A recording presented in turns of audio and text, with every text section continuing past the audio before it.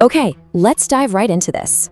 Welcome to today's explainer, where we're cracking open a true literary masterpiece, Ken Kesey's One Flew Over the Cuckoo's Nest. But we aren't just summarizing a story today. We're actually going to use this incredible novel as a kind of modern study guide. We'll be exploring that age-old struggle between individual freedom and oppressive systems, and really looking closely at how we can reclaim individuality and support people with non-consensus realities. Now, when most people hear that title, they instantly picture Jack Nicholson in that iconic beanie from the movie adaptation. And hey, while the film is an absolute classic, we're going to transition our focus away from the screen today and strictly into the text of the book itself. Why? Because the book offers these incredibly deep, psychological, and literary metaphors, all narrated through a highly unique sensory experience that the movie just simply couldn't capture. So here is our syllabus for today's explainer. 1. Welcome to the Combine. 2. The mechanic versus the organic. 3. Humor as a weapon. 4. A peer-supportive lens. 5. The cost of defiance. And 6. Reclaiming madness and freedom. Let's get started. All right, Section 1. Welcome to the Combine. Our entire story is told through the highly observant eyes of Chief Bromden. He's a half-indigenous, exceptionally tall patient who pretends to be deaf and dumb. Bromden operates in what we might call a non-consensus reality. Basically, through his highly observant, almost video game-like sensory lens, he doesn't see the hospital as a place of healing at all. He sees it as a literal factory, designed to fix defective human products. He refers to this massive system of institutional control as the Combine. And in Bromden's mind, this oppressive system isn't just some poetic metaphor, it's literal machinery controlling everyone. It's a factory meant to fix mistakes made in society so patients can be shipped back out as obedient, perfectly functioning components. Because everyone assumes Bromden is deaf and dumb, he basically becomes the ultimate fly on the wall. He hides behind his mop, just sweeping the halls, quietly documenting the hidden realities of the ward. He vividly describes the aides whispering their hate secrets, accompanied by the literal hum of black machinery, humming hate and death. This really sets the stage for his intense, ongoing internal struggle to just maintain his own sanity while bearing witness to all these events. So the crucial point here is how this Combine actually enforces its will. The patients are subjected to incredibly rigid, unyielding programming. The staff literally manipulates the clock speed to either stress them out or bore them. There are these mandatory group therapy sessions where patients are basically encouraged to tear each other down in what Bromden calls a pecking party. And honestly, most terrifyingly, there is the fog machine. Bromden perceives this thick, white, skim milk-like fog being actively pumped into the ward by the staff. This fog represents heavy sedation, institutional pacification, and the very real, paralyzing confusion of being trapped inside an oppressive mental health system. Which brings us to Section 2, the mechanic versus the organic. You can really think of this as an epic final boss battle. Sterile, systemic, mechanical control on one side, and raw, unpredictable humanity on the other. On one side, we've got the big nurse, Nurse Ratched. Bromden literally sees her as a machine. She has skin like sterile, flesh-colored enamel, these precise, automatic gestures, and she's driven by unseen cogs and wires.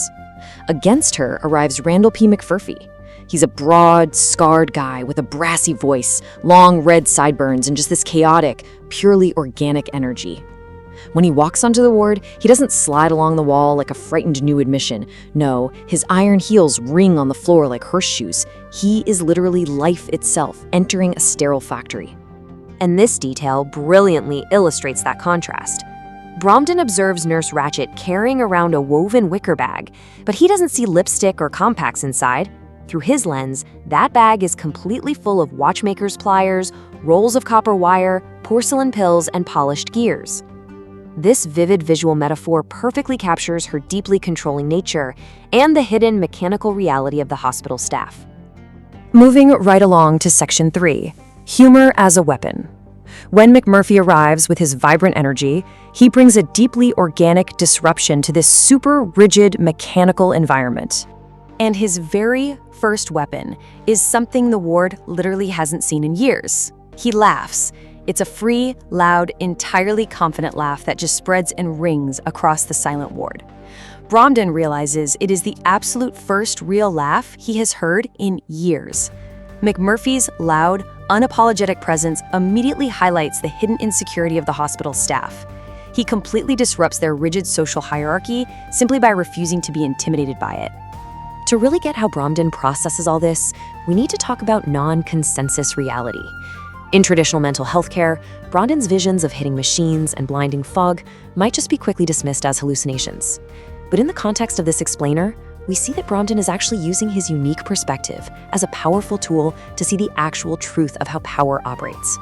The hospital really is a machine crushing people. The fog really is blinding them. His madness, in a way, is actually a profound clarity. Section 4, a peer-supportive lens. Let's look at how McMurphy's actions build into our next critical theme.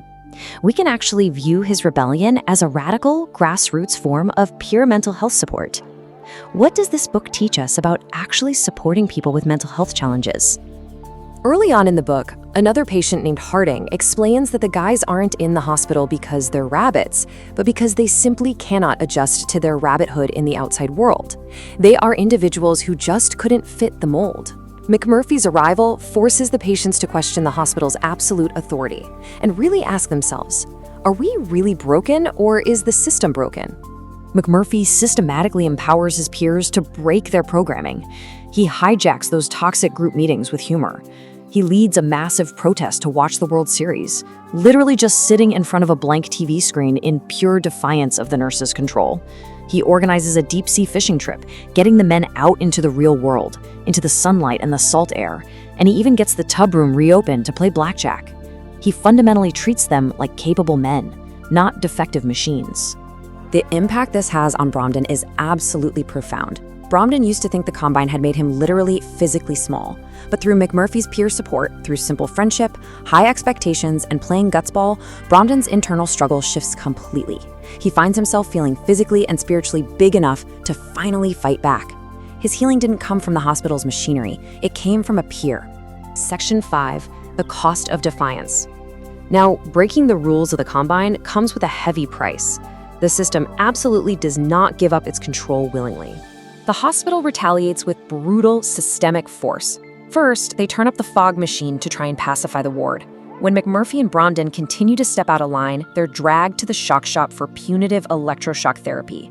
Later, Nurse Ratchet psychologically manipulates a young, vulnerable patient named Billy Bibbit, driving him to a tragic suicide. And finally, when McMurphy physically attacks the nurse in retaliation for Billy, the system issues its ultimate punishment, a lobotomy. They literally destroy McMurphy's brain to permanently silence his rebellion. But, McMurphy's final, desperate attack achieves something permanent. He rips Nurse Ratchet's uniform, exposing her. And by doing this, the disguise completely slips. He strips the big nurse of her absolute sterile mechanical authority. When she returns to the ward bruised, bandaged, and unable to speak, the patients finally see her not as some invincible gear in the Combine, but as a fallible, vulnerable human being. The spell of the machine is broken forever. Finally, Section 6, reclaiming madness and freedom, which brings us to our conclusion, evaluating the ultimate legacy of McMurphy's sacrifice, all through the newly awakened eyes of Chief Bromden. Bromden realizes he just can't hide anymore. The fog machine has totally lost its power over him. He breaks out of the hospital, reclaiming his individuality and, most importantly, his voice. As he tells us right at the beginning of his documentation, it's the truth, even if it didn't happen. He is fully embracing his unique perspective to tell a much deeper truth about freedom. Ultimately, this story stands as an incredibly powerful testament to reclaiming madness. It shows us that true healing doesn't come from forcing people to conform to some mechanical, perfectly adjusted societal ideal. It proves that real recovery comes from community, from organic human connection, and from peer support that validates a person's individual experience, even if, or maybe especially if, that experience is a non-consensus reality. And that leaves us with a really critical thought to ponder. When we look at how we support people with mental health challenges today, we have to ask ourselves, are we acting like the Combine, or are we acting like peers? How do we balance the clinical need for structure with the fundamental human right to individuality, wildness, and non-consensus realities? Think about that the next time you engage with the systems around you. Thanks for joining me on this explainer, and remember to keep questioning the machinery.